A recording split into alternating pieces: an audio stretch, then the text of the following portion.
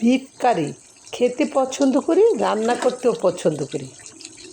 ভীষণ প্রিয় একটা খাবার আমার। যেভাবেই রান্না করি সবভাবেই আমি খেতে পছন্দ করি এই রান্নাটা। আজকে রান্না করে নিলাম মূলা দিয়ে। এই মূলা দিয়ে আপনারা খেয়েছেন কিনা আমি জানি না, অসম্ভব মজার হয়। হ্যালো, আসসালামু আলাইকুম এভরিওয়ান, ওয়েলকাম জানাচ্ছি আমার এই কিচেনে। প্রথমে একটা প্যান বসিয়ে প্যানে তেল দিয়ে পেঁয়াজ কুচিগুলি দিয়ে দিলাম। পেঁয়াজের সাথে গরম মশলা দিয়ে দিলাম। পেঁয়াজগুলি নেড়ে চেড়ে বাদামি করে ভেজে নিচ্ছি। পেঁয়াজ হালকা বাদামি হয়ে এসেছে। এই পর্যায়ে আমি আদা রসুন পেস্ট দিয়ে দিলাম। সাথে অ্যাড করে দিচ্ছি হলুদ, মরিচ, ধনিয়া, লবণ।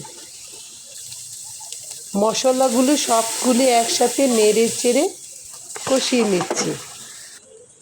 অল্প একটু পানি দিয়ে মশলাগুলো কষিয়ে নিতে হবে। মশলাগুলো কষানো হয়ে গিয়েছে।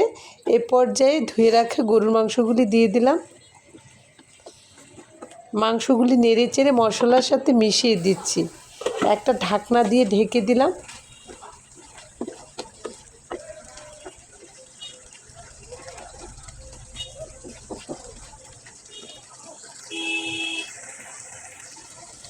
এখন মাংসের গা থেকে পানি ছেড়ে দিয়েছে।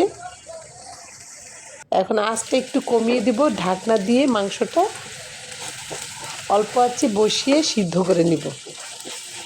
আর একটু পর পর মাংসটা নেড়ে চেড়ে দিতে হবে।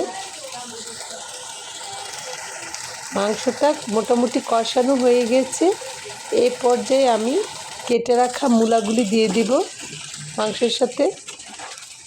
মাংস 80% মতো সিদ্ধ হয়ে গেছে।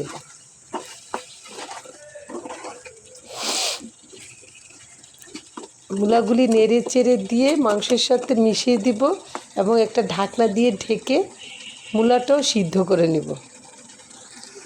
গরুর মাংস এমনিতে আমরা সবাই খেতে পছন্দ করি।